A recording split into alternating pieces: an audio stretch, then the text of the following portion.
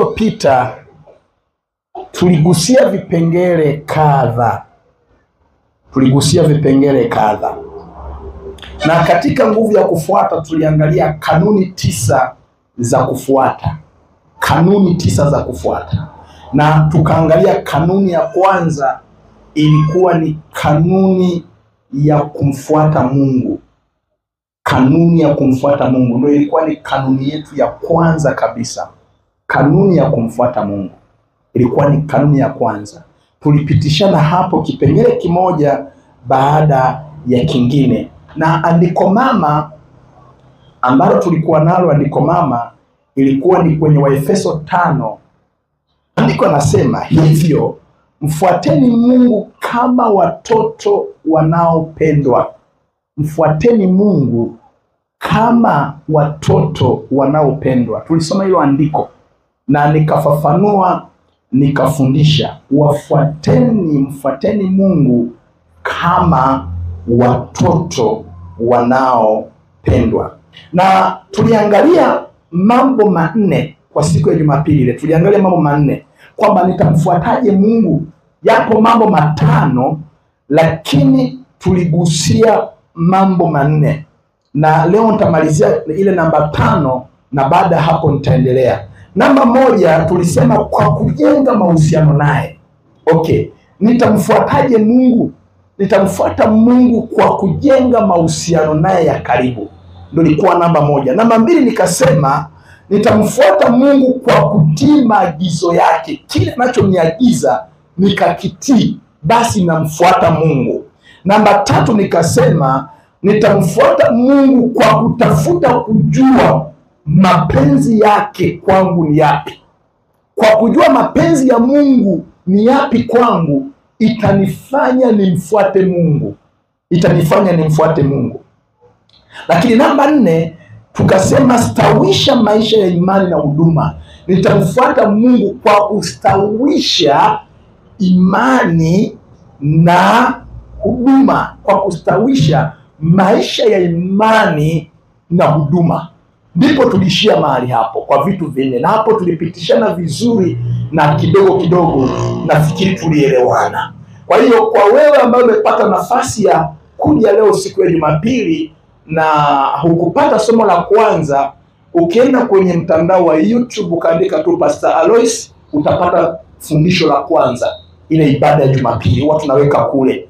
Kwa hiyo utapata yote na utajifunza na utaweza kuelewa nini ambacho kinaendelea. Sasa naomba niendelee. Naomba niendelee. Haleluya. Naomba niendelee. Na watu wa mitambo watatukuta mbele ya safari.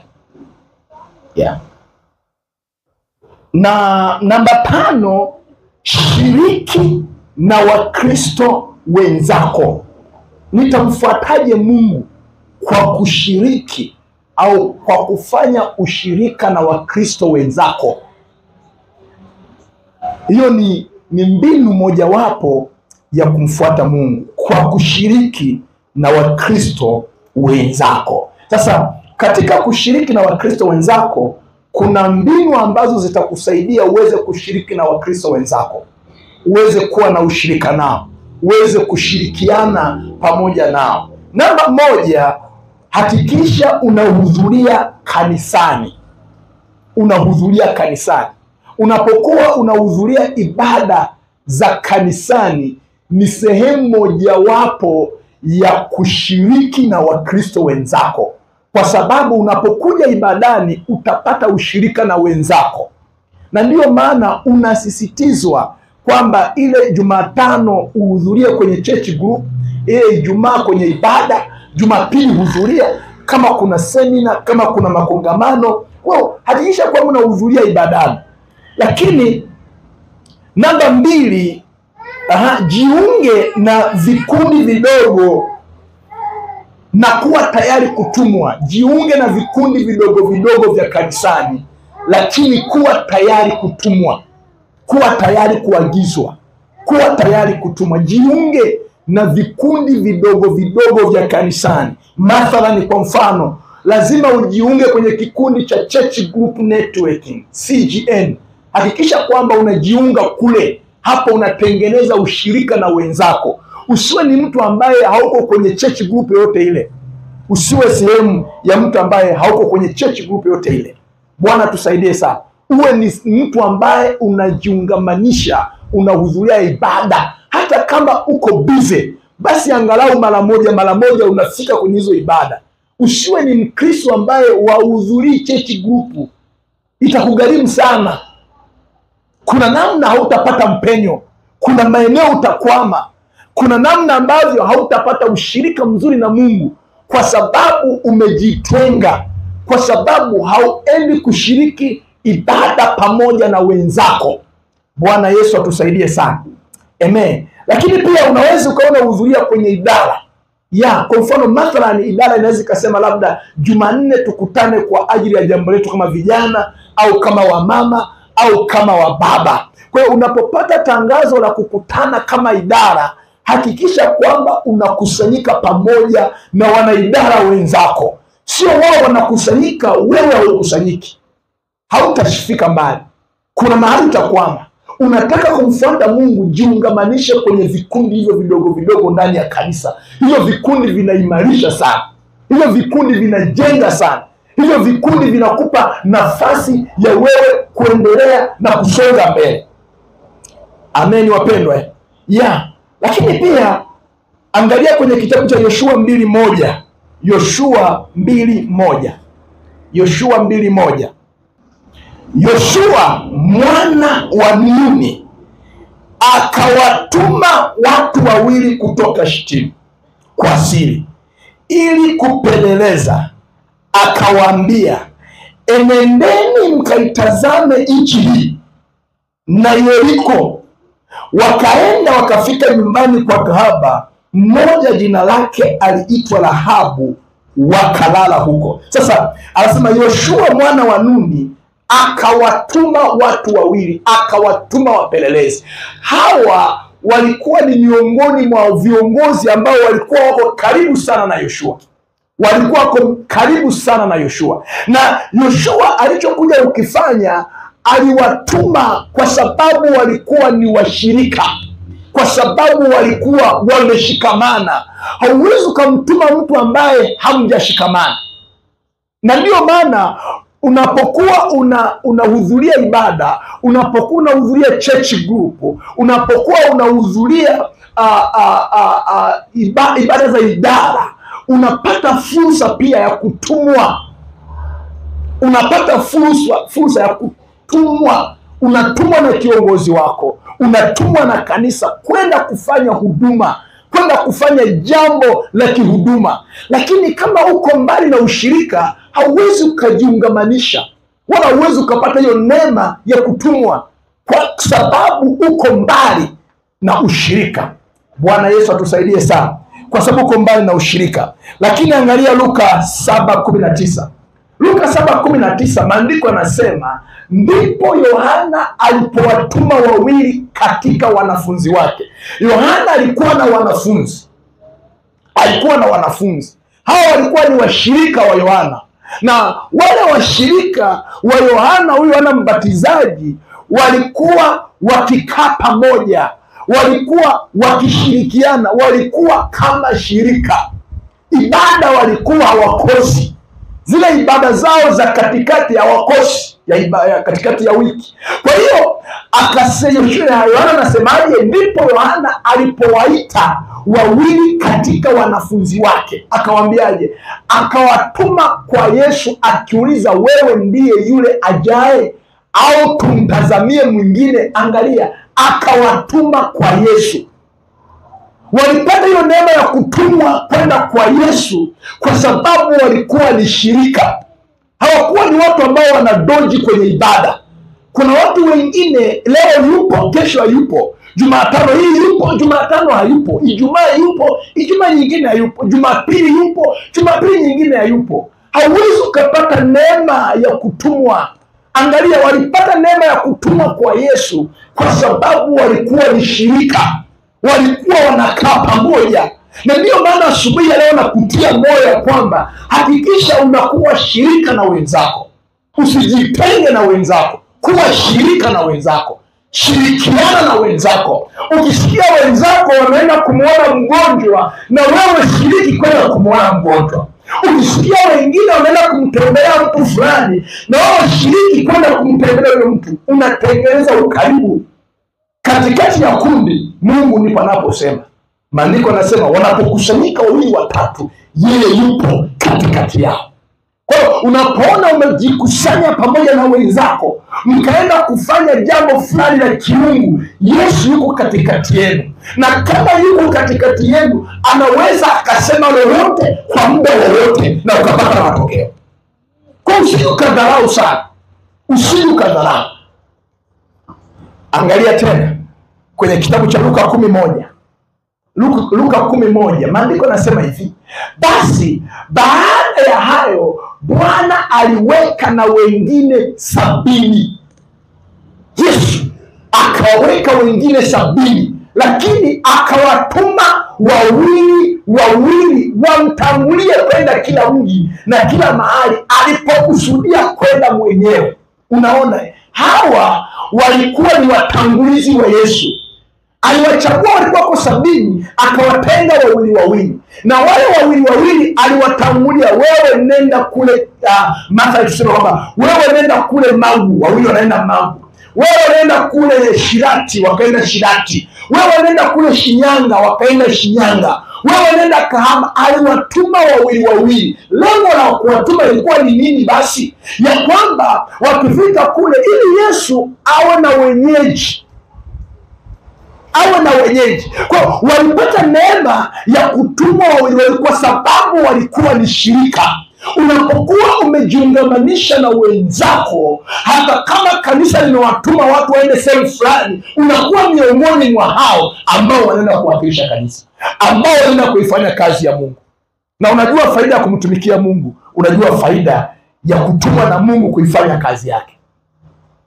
Lakini kama haushiriki na wenzako, ni ngumu sana.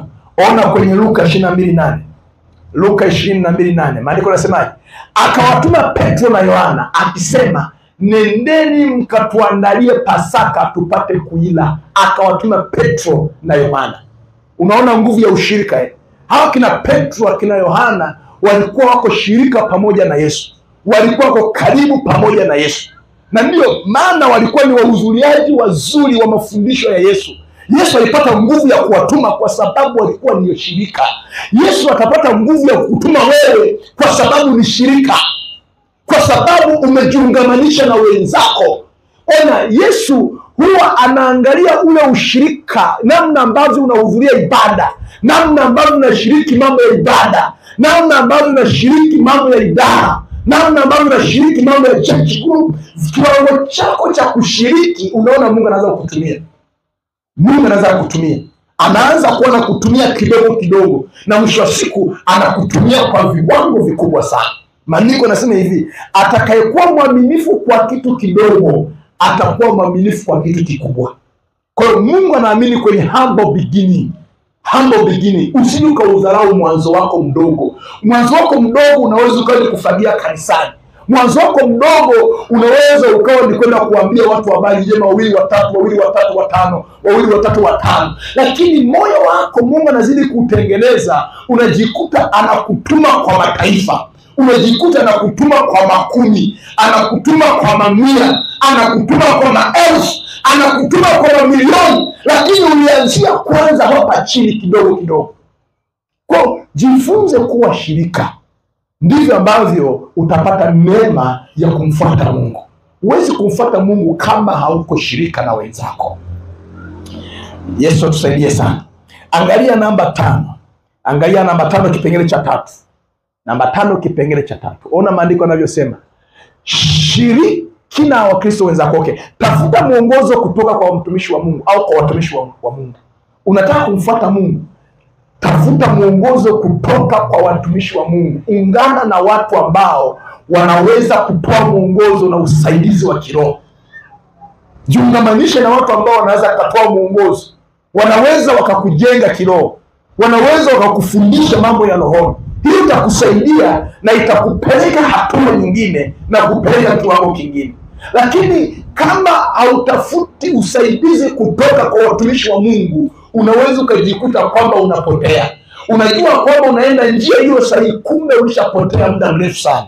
Ila unapokuwa unatafuta mwongozo kutoka kwa watumishi wa Mungu, unaona namna ambavyo wanakusaidia kukuongoza kuelekea kweli ya Kristo.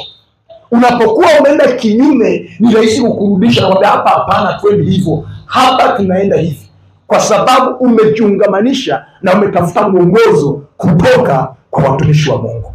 Bwana Yesu atusaidie sana. Nipeleke tena slide inayofuata. Angalia kitu kingine. Tunafanyaje hapo? Kwa kumfuata Mungu. Sasa kanuni ya kwanza ambayo tumemaliza leo ilikuwa ni kwa kumfuata Mungu. Nimeeleza vipengele vyote. Sasa leo tunaingia hatua nyingine ya pili. Kwa kumfuata mtu wa Mungu anayemfuata Kristo. Kanuni 9 za kufuata. Kanuni ya kwanza Jumapili tulianza nayo ni kwa kumfuata Mungu. Leo sasa tumeikamilisha, tunaingia kanuni ya pili. Kanuni ya pili ni kwa kumfuata mtu wa Mungu anayemfuata Kristo. Kwa kumfuata mtu wa Mungu anayemfuata Kristo. Sasa naomba unipe masikio yako vizuri. Naomba unisikilize vizuri. Bwana tusaidie. Na mtu wa media tuende tu nani moja baada ya nyingine, kwa sababu niko na namna nimezitengeneza. Naomba nipeleke sasa inayofuata. Ona, Wakorintho wa kwanza 11:1, hili ndio itakuwa ni andiko mama. Wakorintho wa kwanza 11:1, hili itakuwa ni andiko letu mama katika kumfuata mtu anayemfuata Kristo.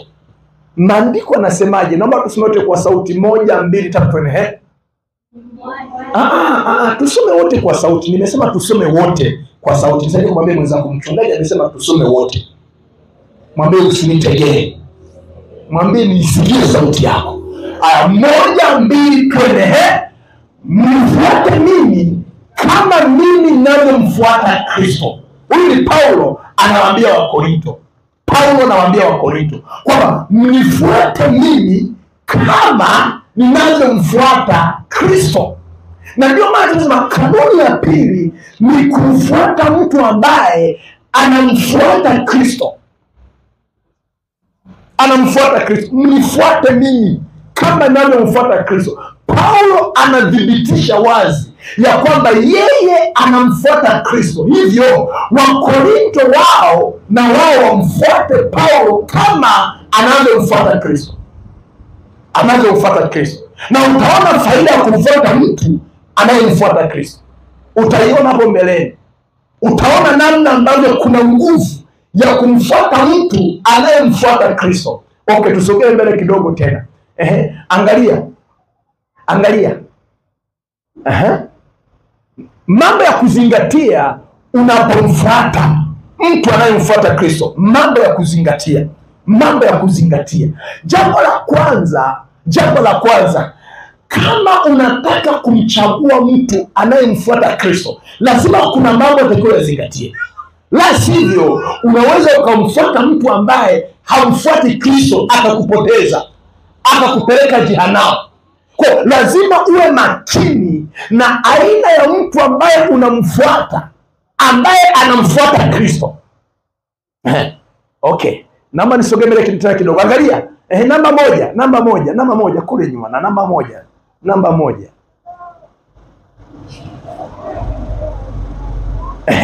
Uwe na uhakika kwamba anamfuata Kristo. Hiyo ni jambo la kwanza kabisa.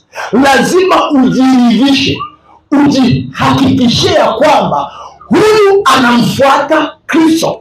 Na ukishakuwa na uhakika kwamba anamfuata Kristo, basi na wewe unaweza ukaanza kumfuata huyo mtu.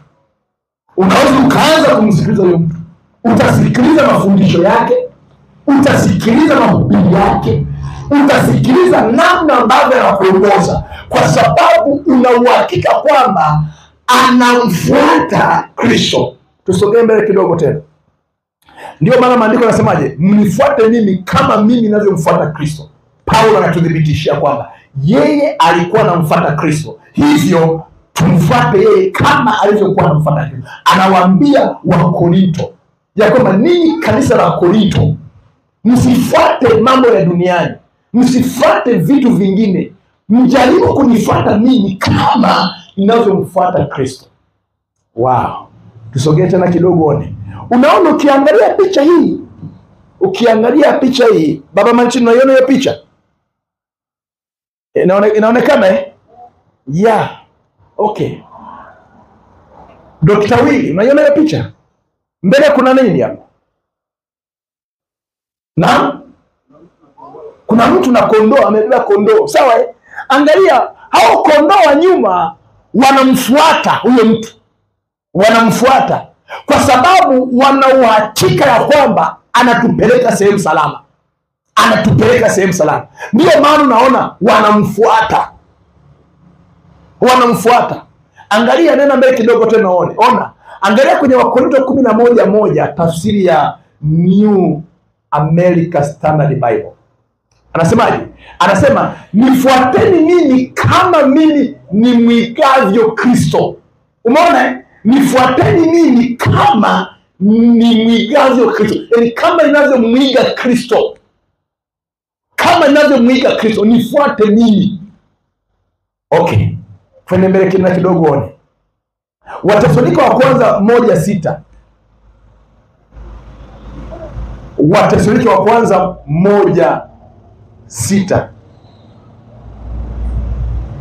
Maandiko yanasema hivi, nanyi mkawa wafuasi. Sasa ukienda kwenye tafsiri ya Kiingereza, ile wafuasi imesema imitators. Angalia, wafuasi wetu na wa Bwana mlipopokea ule ujumbe kwa furaha itokayo kwa Roho Mtakatifu, ijapokuwa katika dhiki nyingi, nanyi mkawe wafuasi. Mkawe wafuasi wa kumfuata mtu ambaye anamfuata Kristo, na utamwona Kristo akikutokea na kizungumza na wewe. Amen. Tusogee tena mbele kidogo, mtu wa Mungu. Angalia kwenye Waebrania 13:7. Maandiko yanasemaje? Wakumbukeni viongozi wenu waliowaambia ujumbe wa Mungu. Ujumbe wa Mungu. Tafakarini mwisho wa maisha yao, mkaige imani yao. Umeona? Mkaige imani yao. Imani gani? Walikuwa na imani ambayo inampendeza Bwana. Tunajifunza Ibrahimu kama baba wa imani, alimwamini Mungu kwa hali ambayo haikuwa ya kawaida. Kwa tunaiga huyo mtu wa namna hiyo kwa sababu yeye alimuiga Bwana, aliiga imani ya Kristo. Kwa ndio maana tunahimizwa mkaige imani yao. Sasa wewe unaiga wapi? Nisaidie kumuuliza mwenzako, wewe unamuiga nani? Unaiga kwa nani? Angalia mtu ambaye atakao muige ili imani yako izidi kujengeka.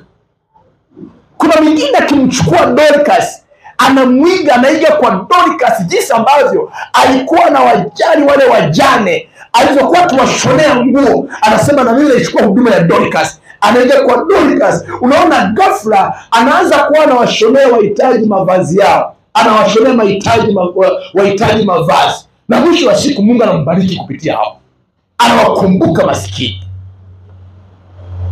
Kwa lazima uige. Okay, twende mbele tena kidogo. Angalia kwenye Wafilipi 3:17, ndugu zangu muwe waigaji wangu. Wafilipi 3:17 anasemaje? Ndugu zangu muwe waigaji wangu, mkawaangalie sana wendao hivyo kama kielelezo mlichonacho kwetu. Muwe waigaji.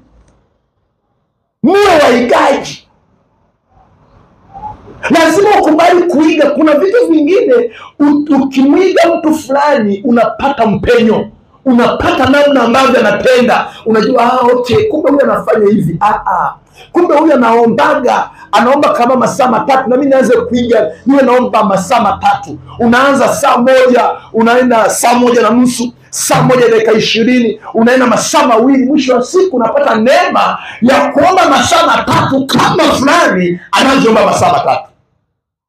Mwige. Mwingine nasikia nimepata neema ya kufunga maombi ya siku 40. Unasema wezaje kufunga maombi ya siku 40?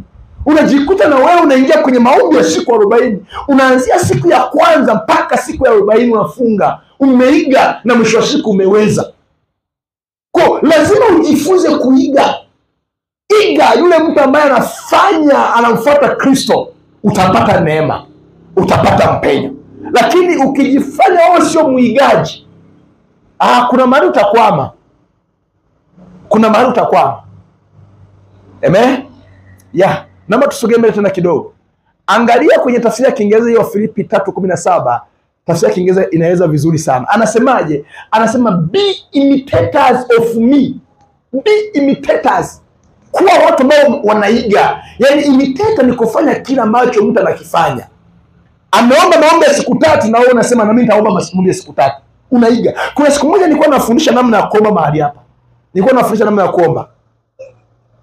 Na namshukuru Mungu tuliibua waombaji.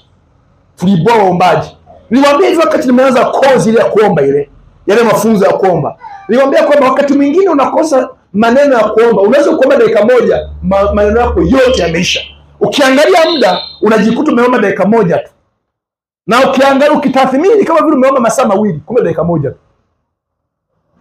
tu. Niambia unawezaje kuvuka hapo? Nikamwambia be imitators of me. Kwa maana nyingine unafanyaje? Ndio saa ile unaanza kuomba maombi unachukua maombi ya mwenzako. Umemsikia Baba Mungu na unaona Baba Mungu nakushukuru na nakushukuru. Anaanza yatamka na unafuatisha. Mwisho wa siku unajikuta kwamba unasonga mbele. Unaelewa kumbe tunaombaga hivyo. Unapata picha. Lakini ukiona kwamba unaomba na baada ya hapo maombi yamekauka na ukakauka unasema umeamua kukaa. Huwezi kuvuka. Hauwezi kusonga mbele. Unaelewa? Nisaidie hicho kitu dogo. Ndio hicho kitu hapa. Yaani kuonyesha mfano. Isha kunitokea hii.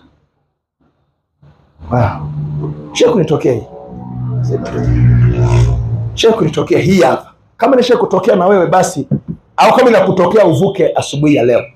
Sawa Angalia hiki kitu niangalie na mimi pia. Iko na kwa hivi. Muda wa kuomba. Tuombe. Tunaomba. Unakuta wengine ndugu yangu ana flow. Mpaka unasimama na kuja mbona maombi hayaishi. Ana flow. Unajua baadaye maombi yanakauka. Ikauka anajiuliza nikikaa watanitazama vibaya.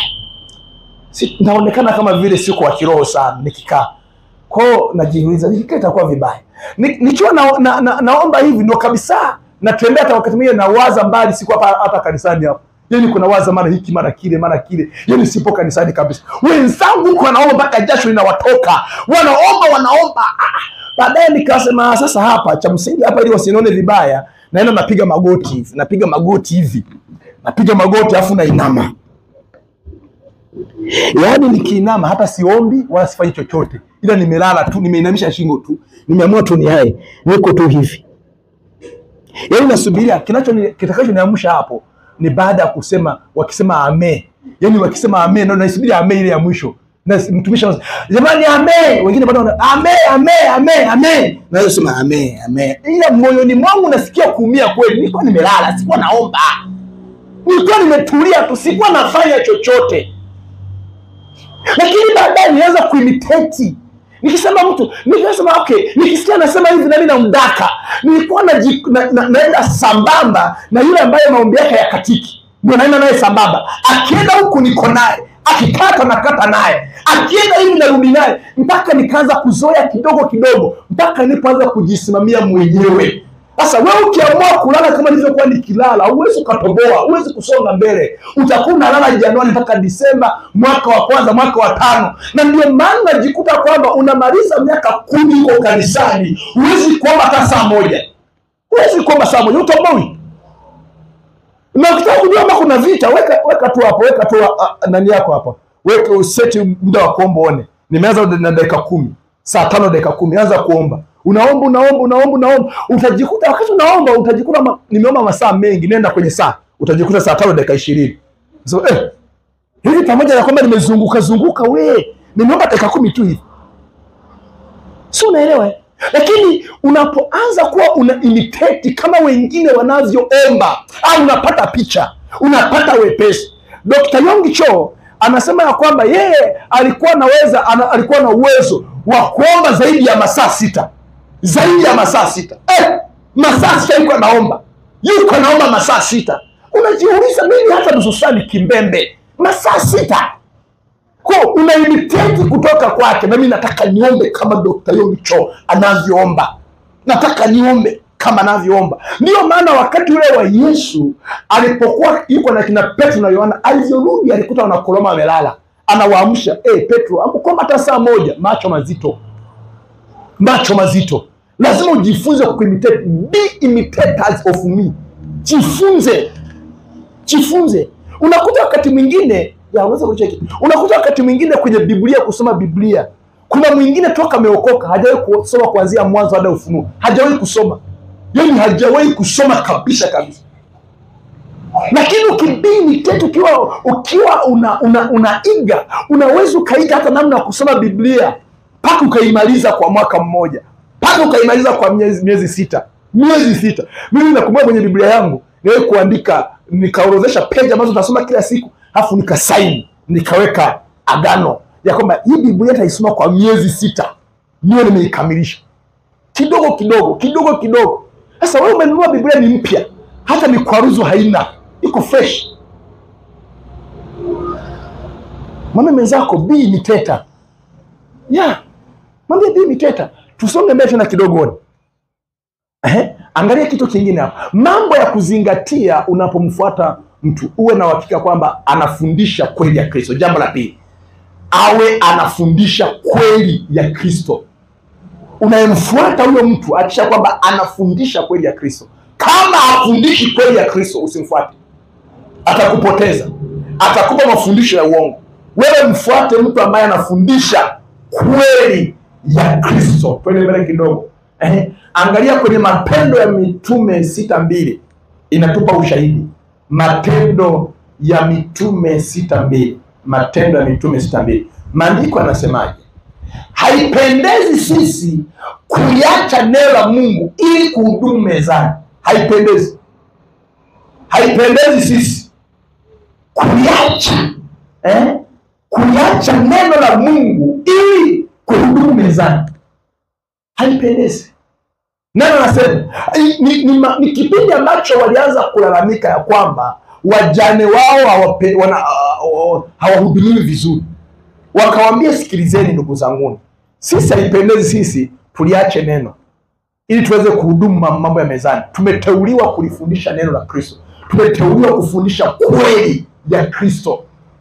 Kweli ya Kristo. Kwa hiyo ukishaona kuna baadhi ya watumishi wanaliacha neno, wanakazania mezani, lazima uwe na kiulizo. Lazima uwe na doubt kwamba je, huyu kweli anafundisha kweli ya Kristo au anafundisha chakula cha ulimwengu? Oh, haleluya. Lazima uwe na doubt. Haipendezi sisi kuliacha neno. Na ndio maana huyo mtumishi unayemfuata ni lazima awe anafundisha kweli kutokana na neno na afundishi vinginevyo. Ukishaona anafundisha vitu ambazo haviko kwenye neno, amepoteza dira, atakupoteza. Acha kumsikiliza. Acha kumsikiliza kabisa. Na usipoteze muda wako kumsikiliza. Bwana Yesu atusaidie sana. Tusogeze mbele kidogo tena, mtu wa Mungu. Angalia kwenye Petro wa kwanza 5:2. Petro wa kwanza 5:2. Petro wa kwanza 5:2. Maandiko yanasema hivi: lichungeni kundi la Mungu lililo kati yenu na kulisimamia, si kwa kulazimishwa bali kwa hiari. Bali kwa hiari. Sio kwa kulazimishwa bali kwa hiari. Mtu wa Mungu ambaye anafundisha kweli ya Mungu huwa halazimishwi. Anafundisha kwa hiari. Sio kubembeleza, anafundisha kwa hiari. Lakini pia anasemaje? Kama Mungu apendavyo ninyi, si kwa faida ya aibu bali kwa hamu. Hafundishi neno la Mungu kwa faida. Hafundishi neno la Mungu kwa faida. Hafundishi neno la Mungu kwa sababu anataka faida ya aibu. Anafundisha neno la Mungu ili watu wabadilike, ili watu wamfuate Kristo. Ili watu wamfuate Kristo. Bwana tusaidie sana. Naomba niwaulize tu swali moja. Kuna mtu alikuja kunitafuta anasema, Aloisi njoo uwe mchungaji wetu. Eti Mama Juma, kuna ulikuja kunifuata ukaniambia, Aloisi wewe uwe mchungaji wetu. Hapana. Ndio maana maandiko yanasemaje? Anasema hivi, si kwa kulazimishwa bali kwa hiari. Unakuta Mungu anainua wachungaji, anainua wafundisha neno, anainua watu ambao wanafundisha kweli ya Kristo. Na baada ya hapo wale wanalazimika kuifundisha kweli ya Kristo na si vinginevyo. Na ndio maana kama unapata neema ya kusimama mbele za watu na kuwafundisha, fundisha kweli ya Kristo. Fundisha kile ambacho Yesu anataka kifundishwe. Hao sio watu wako, ni watu wa Mungu. Unaelewa? Wao huwamiliki hao watu, anayewamiliki ni Mungu mwenyewe. Tumepewa dhamana ya kufundisha tu na si vinginevyo. Bwana Yesu atusaidie sana. Ngoja nikwambie kitu, mimi sio msemaji wako wa mwisho wa maisha yako. Msemaji wa mwisho wa maisha yako ni Mungu mwenyewe. Ni Mungu mwenyewe. Tunaelewana wapendwa? Na ndio maana ukishagundua hiki utakuja kujua kwamba mimi mchungaji sijui kila kitu, mpaka Mungu aniambie nifunulie. Sijui kila kitu. Mimi ni mwanadamu tu kama wanadamu wengine. Siwezi nikajua kila kitu. Na ndio maana mambo mengine unakuta Mungu anayaficha kwa makusudi yake mwenyewe. Mengine Mungu anayafunua kwa makusudi yake mwenyewe. Mwambie mwenzako, mchungaji ajue kila kitu eti. Mchungaji ajue kila kitu. Ndio maana kuna baadhi ya watu wamewafanya wachungaji kuwa Mungu wao. Amelaniwa anayemtegemea mwanadamu, na mchungaji ni mwanadamu. Sio unaitwa kitu Yaani amemfanya mchungaji kama Mungu. Yaani mchungaji amechukua nafasi ya Mungu. Haifai kabisa hii. Haifai hata kidogo. Usimfanye mchungaji wako kuwa Mungu wako. Nisaidie kumwambia huyo mtu. Usimfanye mchungaji wako kuwa Mungu wako. Bwana tusaidie sana. Na ndio maana unaweza kujikuta kwamba mwingine anaenda kwa mchungaji, anasema baba mchungaji, shikamoo baba mchungaji, mpaka anapiga magoti, shikamoo baba mchungaji, lakini mume wake hajawahi kumpigia magoti. Hata kumpigia magoti hata kidogo. Yaani mume wake anayemhudumia usiku na mchana, anampa chakula, anamvalisha, anampaka anapendeza, yuko vizuri, hajawahi kumpigia magoti. Ila mchungaji, baba mchungaji, mpaka magoti mpaka chini. Haiwezekani hiyo. Si unafiki mkubwa. Ni unafiki mkubwa. Nisaidie kumwambia mama mmoja hapo. Nisaidie kumwambia mama mmoja hapo. Mama, una tabia hiyo? Iache. Unakuta mchungaji anamtetemekea kuliko hata mume wake au kuliko hata mke wake. Yeye anamtetemekea. Hapana, hatuendi hivyo. Unaelewa wapendwa Hatuendi hivyo. Na wala tulijenge kanisa katika misingi hiyo. Unakumbuka Petro alipomponya yule kiwete pale kwenye mlango mzuri? Unakumbuka walikuja kumshangilia Petro, akasema no, hapana. Ni Kristo ndiye amefanya. Ukiona Mungu amenitumia kufanya mambo kwenye maisha yako, haimaanishi kwamba mimi nimefanya, ni Mungu amefanya. Usinipe mimi utukufu, mpe Mungu utukufu. Mpe Mungu utukufu. Yaani kuna baadhi ya watu badala ya kumwabudu Mungu wamemwabudu mchungaji wao. Mbaya sana hiyo. Wanamwabudu mchungaji wao. Yafanya kama ibada. Wewe. Nakuhurumia sana eti. Yaani kama una element hizo ziache, hapa hazipo kabisa. Anayeabudiwa ni Mungu peke yake. Mimi mwenyewe namwabudu Mungu. Anayeabudiwa, anayepewa heshima ni Mungu peke yake. Bwana tusaidie sana. Bwana Yesu tusaidie sana. Mbona msemi ame? Au mnaabudu wachungaji? Mnaabudu wachungaji. Petro alikataa, akasema hapana. Anayestahili kupewa heshima ni Mungu peke yake. Mimi amenitumia, mimi ni chombo tu. Mimi si lolote, mimi ni kama nyie. Mimi ni chombo tu. Usije ukaruhusu ukavina kichwa eti Mungu amekutumia. Hata kama watu viwete watasimama, vipofu wataona, mapepo yataondoka, lazima ujue kwamba si kwa uwezo wako, ni neema ya Mungu kwa juu yako imefanya hayo mambo. Na ukishagundua jambo hilo, huwezi ukajikweza. Huwezi ukamwambia mtu hebu leta 100,000 nikuombee maombi ya mtikisiko. Huwezi kufanya mambo ya namna, huwezi kufanya mambo ya namna hiyo. Wewe mwenyewe huna huo uwezo. Uwezo hauna. Sema ni bila Mungu hamna mtu akuweza kutoa pepo. Bila Mungu hamna mtu akomea watu wote atembee. Bila Mungu haiwezekani. Huna huo ujanja. Bila Mungu huwezi kumfanya mtu ambaye haoni akaanza kuona. Bila Mungu haiwezekani. Bila neema ya Mungu hicho kitu hakiwezekani. Kwa hiyo unapoona Mungu amefanya kupitia wewe, lazima yeye mpe utukufu kwanza. Hata kama wewe unaona mchungaji barikiwe, wewe acha, ni Mungu ametenda. Tumshukuru wewe kwa pamoja kwa sababu amekutendea. Kuna wengine midomoni mwao kuna ni mchungaji,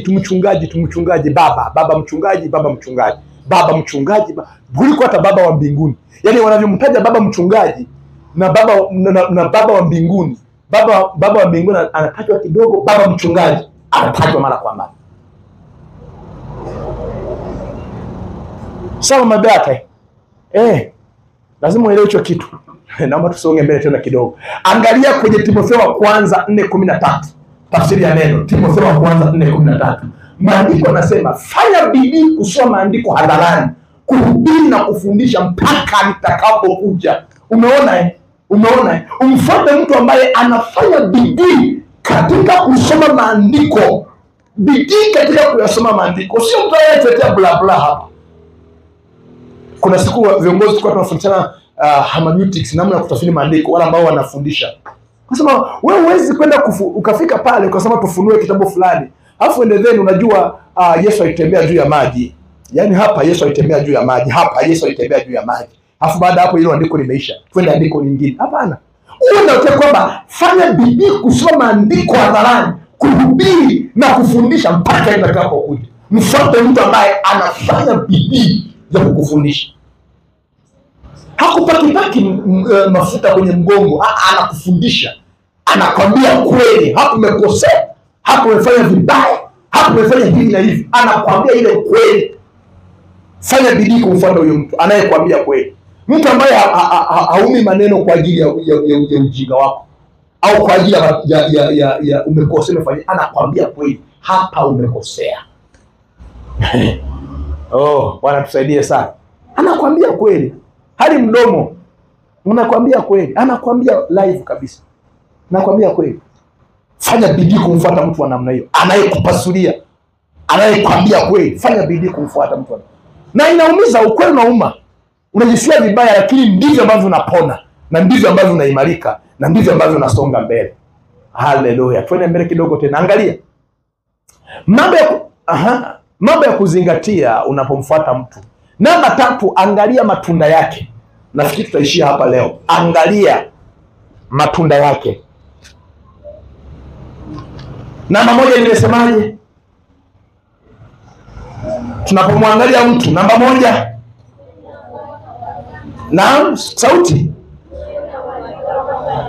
Uwe na uhakika kwamba anamfuata Mungu. Namba 2. Naam. Una hakika anafundisha kweli ya Mungu. Namba 3, angalia matunda yake. Angalia matunda yake. Alafu niangalie tumalizie hapa. Nenda slide inayofuata. Okay. Huo ni mti gani? Ni mti gani huo? Wangapi wanasema huo ni mti wa mwembe? Wow. Kwa nini mtu wa mwembe? Wile, kwa nini mtu wa maembe? Kwa nini mtu wa mwembe? Wewe umejuaje? Majani yake. Yeah. Kwa majani yanatutambulisha kwamba wewe ni mwembe. Naam? Ndio Ndio Kwa baada hapo tusubirie tuanze kula maembe, sio? Kwa sababu ni mwembe. Naam? Eti misabeni. Huu ni mwembe, si ndio hivyo eh? Unaweza kuwa mwembe kwa sababu unafanana na mwembe ngali mdogo kama hujakomaa, lakini ili kujua kwamba ni mwembe mpaka pale utakapokuwa na ukatoa matunda ya maembe. Unaweza kuwa ni aina nyingine ya mtu unaofanana na mwembe. Si unaelewa? Unaelewa wapendwa? Wako mahali, kuna watu wako mahali hapa sawa. Ukiwaangalia usoni utadhani wa Kristo totally. Yao utadhani wameokoka. Yaani ukiwaangalia tu unajua anaweza kusalimia Bwana Yesu asifiwe. Bwana asifiwe mpendwa. Yuko vizuri. Ni mwembe. Sawa eh? Yaani yuko vizuri. Yaani kiasi kwamba hata Yesu akirudi hapo unajua hawa jamaa huyu haweza kabaki huyu. Yaani nasema jamani, upendo wa Yesu Kristo utawale milele. Yuko vizuri. Ni mwembe. Ni mwembe totally kabisa. Ni Mkristo anaonekana hivyo. Lakini hicho kitu Yesu alikikataa. Yaani Yesu hatishwi na mwembe hata ungae namna gani. Hatishwi. Hatishwi. Na jinsi ambavyo unasalimia kwa kunyenyekea mpaka kama vile upako unashuka. Mtumishi wa Mungu mtume. Bwana asifiwe sana. Si unaelewa? Huyo anayesalimia hivyo mkute kule kwenye vikoba. Yule ambaye kanisani alikuwa ni ukimwangalia ni mwembe, ukimkuta kule ni mchongoma, miiba inachoma tu. Inachoma kila kunako kucha. Yeye anawachoma watu mpaka watu wameshakuwa na vidonda kwa ajili yake. Ila ukija kanisani, ni mti gani ule pale? Mwembe. Ni mwembe tu. Safi kabisa. Ili ukimkuta kule nje kule kwenye yuko nauza kule. Amekunja mpaka na suruali imefika mpaka huku. Haelewi mtu hapo. Ndio sasa ukimwambia Bwana asifiwe, anashituka. Anasema kuna shida gani? Nini? Mpendwa, unaona anatafuta tena ule mwembe anajivisha tena. Mama ni shahidi. Kuna siku moja mjini tulikuwa kukutana na watu fulani ambao tulikuwa tunasali nao. Wale jamaa unamfuata hivi msalimie. Alikuwa ni binti moja, alikuwa ana kijana hivi. Mara naona aibu. Yaani waliokuwa nayafanya ni aibu. Ni aibu mno. Paka sema jamani, yeye ni fulani kabisa. Yeye tunacho kumsalimie. Wewe utampati ni mchongoma. Yaani analuka kama ngedele. Haelewi somo. Sio unaelewa? Siku nyingine hata tulikuta na mtu mwingine mmoja mpaka tulisikia kumia, mpaka leo ilitumiza sana. Tulikuta naingia kwenye nyumba fulani anakabinta anaingia kwenye nyumba fulani. Tukasema mpaka yule mama akasema hebu hivi macho ushawahi kufuta kama vile unafuta hivi kama vile unachokiona ukiamini hii tuifuta kabisa hivi ni kweli au sasa tukashangaa sana, tulisikia kuumia mno. Ila ukimkuta kanisani typically ni mwembe. Ukiwa yule ni nani? Yule ni Mkristo. Yule mwana praise mzuri sana, akiimba upako unashuka. Mungu anasemaje? Hata mtu ashushe moto kwa namna gani? Yaani hata mtu ashushe moto kwa namna gani? Lakini kama pendo la Kristo alimo ndani mwake. Siku ya mwisho anasemaje? Walikuja kwa jina langu. Tulitoa pepo kwa jina lako. Yesu anamwambiaje? Sema sikujui, nenda kule. Sikujui, sikutambui, nenda kule. Kwa hiyo kutishwa na huu unaonekana ni typical ni mwembe. Hebu nenda kidogo hapo. Nenda kidogo. Na huu ni mti gani huu? Ni mti gani huu?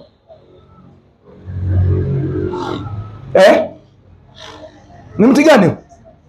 Jamani, nyinyi ambao umesoma masayansi, umesoma mabiology yale.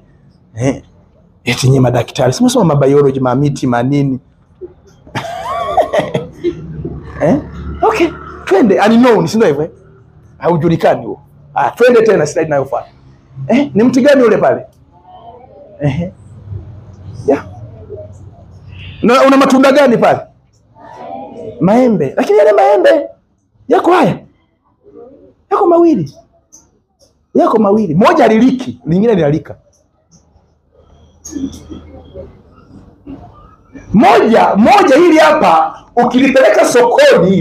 ukilipeleka sokoni unauza Ukilipeleka hili sokoni, wanakwambia umechanganyikiwa. Umechanganyikiwa. Kuna baadhi ya Wakristo ambao kiuhalisia kabisa hawajaiva kwa chochote kile. Hawajaiva. Yesu aweza kuwatumia. Kila kitaka kuwatumia ni wachungu. Ulishawahi kula embe bichi? Ulishawahi kula embe bichi? Jambo la kwanza, mpaka tumboni unasikia kabisa kwamba linapokelewa hilo embe bichi. Na kama tumbo halijakaa vizuri, utaanza kusikia mle wanakuambia kabisa, hiki ulichoketa humu ndugu yangu hatukitambui. Lakini jambo lingine, meno yako pale muda si mrefu anakuwa na ukakasi. Huwezi kula kitu kingine tena. Lakini hapa angalia, kuna baadhi ya Wakristo ambao wapo kanisani. Mungu akitaka kuwatumia, nenda kamwone mgonjwa. Wewe niko busy, acha niache. Yaani hawezi akatumika, piga ua. Kila siku yeye anapeta kama vile ng'ombe aliyejeruhiwa. Ukimgusa ashikiki. Ukimwambia leo tuna maombi tukamwombee mama fulani naumwa, atakwambia mimi sipo, niko Shinyanga na wakati uko Kisesa hapa. Ni mchungu. Hafai kwa matumizi yoyote yale. Kuna baadhi ya Wakristo Yesu akitaka kuwatumia hawafai. Ni wachungu. Sasa kumwambia wewe ni aina gani ya embe? Majibu anayo mwenyewe. Aina ile. Je, Yesu akitaka kukutumia anaweza akakutumia? Uko tayari, umepondeka, umeiva kwa ajili ya kutumiwa na Bwana? Lakini kuna wengine ni wabichi. Mpaka Yesu anasema, jamani, mbona huyu jamaa anampalilia kila siku anafundishwa, kila siku anaishwa neno. Hivi kwa nini azidi kuwa mbichi? Ni nature. Mungu atusaidie sana katika jina la Yesu. Mungu akusaidie uweze kutumiwa. Mungu aweze kukutumia kufanya huduma. Mungu aweze kukutumia uweze kusonga mbele. Usiwe embe bichi, kuwa embe lililoiva. Nenda mbele kidogo tena. Angalia kitu tena kingine hapa. Twende. Mathayo 7:16 anasemaje? Nicho ambacho Mr. Ben amekisema. Mathayo 7:16. Yesu anasemaje? Anasema hivi, mtawatambua kwa matunda yao. Mtawatambua kwa matunda yao. Sio kwa usemi wao. Bwana sifiwe sana. Mtumishi wa Mungu. Sio hivyo. Mtawatambua kwa matunda yao. Je, watu huchuma zabibu katika miiba au tini katika mibaruti? Tutakutambua kwamba wewe ni Mkristo kwa matunda tunayoyaona. Wewe unaweza kuambia wewe ni Mkristo. Wewe umeokoka. Wangapi wameokoka? Wote wananyosha. Wote wameokoka. Piga vigelegele umeokoka. Matunda yako wapi? Muulize mwenzako, matunda yako wapi? Muulize tena, matunda yako wapi? Muulize tena, hivi toka Januari umeshaleta wangapi kwa Yesu? Toka Januari umeshaleta wangapi kwa Yesu? Lakini angalia, Yesu amekusaidia mambo mangapi? Yesu amekuwezesha mambo mangapi? Sio unaelewa kitu. Kuna wengine tangu Januari mpaka hii tunaenda Mei, tunakaribia nusu mwaka, hata kamoja, hata kadoncholo hajawahi kuleta. Tunawatambua kwa matunda yao. Kwa kuzaa. Ndio yule ameokoka. Yule ameokoka kwa matunda yao. Nyumbani mwa Bwana. Yaani kazi ni nyingi mno. Lakini angalia, watendakazi ni wachache. Viongozi watu tunakaa hapa tunadiscuss. Jamani, walimu watoto tunapata wapi? Lakini je, hakuna watu ambao wanaweza kufundisha watoto? Wapo. Lakini waguse uone, ni miiba. Wanakimbia kama vile siwi nini. Jamani, tunatufundishe matinisi. Matinisi hawana walimu wa kuwafundisha jamani. Ili matinisi wetu waweze kukaa vizuri, waweze kuelewa. Waguse uone. Matunda. Tunawatambua kwa matunda yao. Mtawatambua kwa matunda yao. Wala hutaji kujiuliza maswali mengi. Angalia matunda. Kuna mahali maandiko yanasema hivi, nionyeshe imani yako na mimi nitakuonyesha matendo yangu. Sawa? Imani bila matendo imefanyaje? Imekufa. Ukristo bila kuzaa umekufa. Yaani kama ni Mkristo uzai, nothing. Nisema kwamba kama ni Mkristo uzai, kama umeokoka uzai, una bahati mbaya. Na bahati mbaya hii njia leo ni ngumu kidogo, haina ushirikiano, lakini utaelewa tu. Utaelewa tu, nataka utoke hapo. Mkristo ambaye hazai, yaani kama umeokoka hauna matunda, nothing. Oh, Bwana tusaidie sana. Nenda mbele kidogo tena uone. Angalia tena, angalia hicho kitu. Kwenye Mathayo 7 kwenye tafsiri ya New American Standard Bible, anasema hivi, you will know them by their fruit. You will know them, utawajua. You will know them. Angalia tafsiri nyingine inasemaje? ESV anasema you will recognize them. Pale you will know, you will recognize. Angalia tafsiri nyingine anasemaje? You can detect them. You can detect them. Sasa angalia ufafanuzi wake. Twende kidogo hapo. Angalia, you will know. Kuno, tulia kidogo ndugu yangu. Mbona nipeleka? Twende kidogo. You will know. No manake utajua. Mimi ni rahisi kujua kwa hivi kweli. Kama pale matunda yako pale, utaanza kusema wewe ni mwembe. Sio unajua sasa baadaye kuna maembe yale pale. Lakini kuna mtu mwingine wa maembe unaweza kuwepo pale. Yaani kuanzia mama ndio yuko pale, sio kwa ni mpapai, haukuzaa, aliukata. Na alikuwa anamwagilia maji, haukuzaa, aliukata. Kwa nini? Kwa sababu haufai. Ushaikuwa umepanda heka moja ya mahindi, heka nzima ya mahindi, halafu hakuna hata hindi moja lilobeba. Utasemaje hapo? Sema hapa hapo kuna mchawi hapa, eti. Kuna mchawi hapa. Lakini jiulize pia, kuna wengine wana miaka 2, miaka 3 hawajawahi kuleta mtu kwa Kristo. Amini usiamini, wako hapa. Anakaribia miaka 3.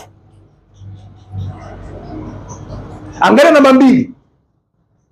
You will recognize, utawatambua. Cha kwanza utawajua na utawatambua. Angalia namba 3, utafanyaje?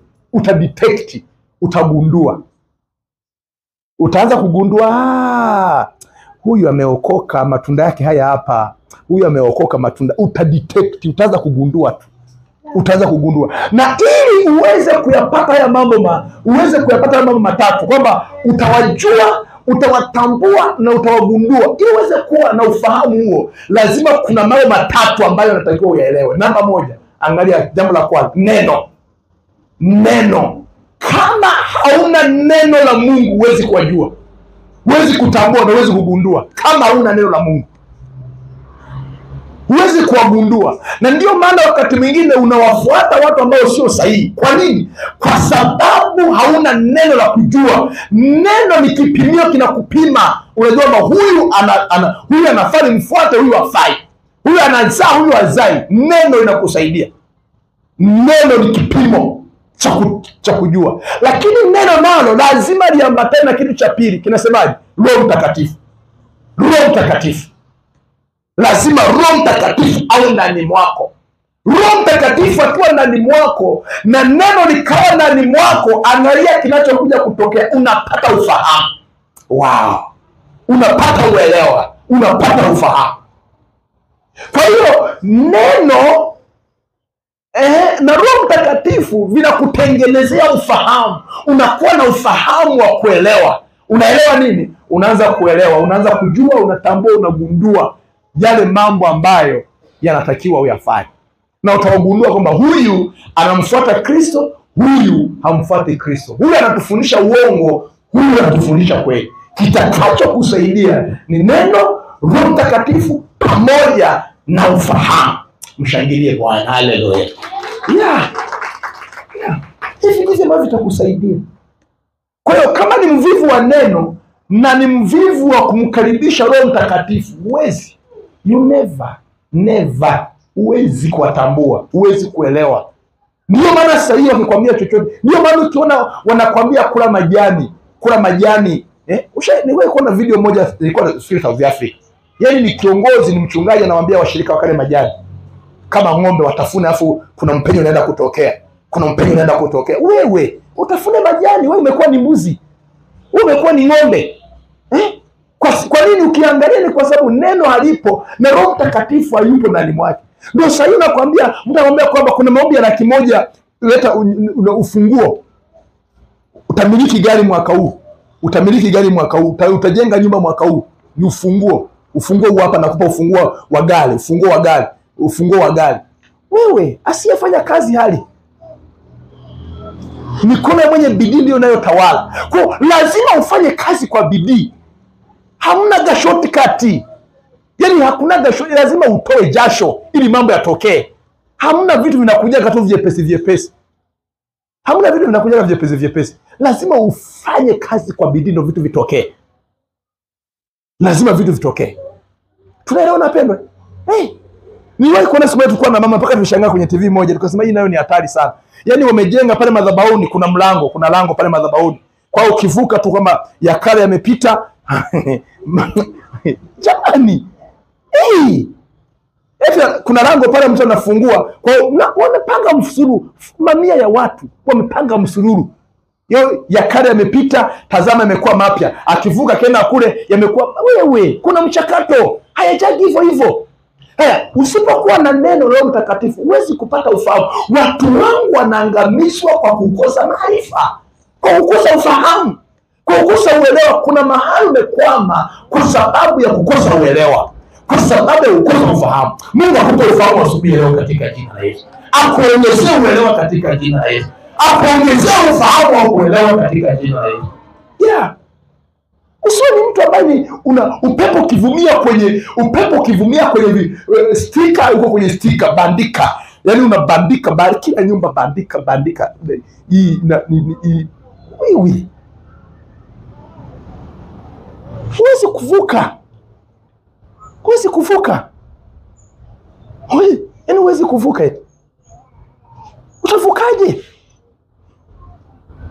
Wenzako tunafanya kazi usiku na mchana, wewe umelala, tuwasimaka jioni umelala. Alafu baada ya hapo tutamiliki nyumba. Baada hapo tutamiliki unaimilikaje? Unamilikije? Ni sawa sawa na mwisho wa siku itafika mahali ni sawa sawa umepanda gari.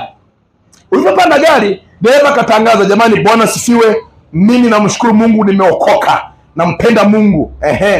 Mkasikia ni dereva anatangaza, unasema amen, ameshika mic. Amen. Kwa hiyo tunawakaribisha kwenye hii safari. Tunatoka hapa Mwanza tunaenda Dar.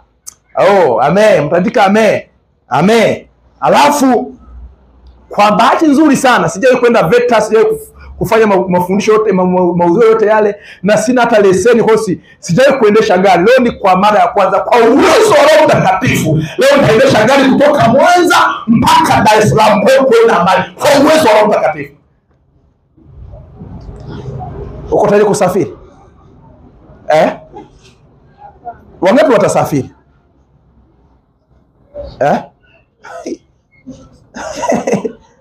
Utaona watu wataanza kushuka kwenye hilo gari.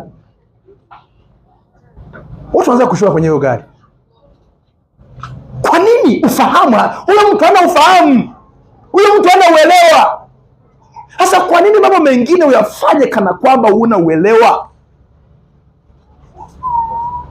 Utaenda kuua watu. Ndio maana kuna watu wamekufa kwa sababu ya mambo yake. Mlisikia ilikuwa ni Kenya au Uganda? Ile jamani anambia watu wafunge mpaka wafe ili waende mbinguni. Ilikuwa ni wapi? Kenya. Watu wafunge mpaka yaani ufunge mpaka ufe afu uende mbinguni. Na watu wamekazana tu wanafunga, wanapeleka chakula, sema hapana, tunataka tufe tuende mbinguni. Hiyo ndio njia ya kwenda mbinguni, ya kufunga na kufa. Kwa maandiko yapi? Kwa neno gani? Kwa sababu amekosa kujua, amekosa kutambua, amekosa kugundua, na matokeo yake sasa hana neno, hana Roho Mtakatifu na hana ufahamu, anafanya vitu vya ovyo. Huwezi kufika kwa namna hii.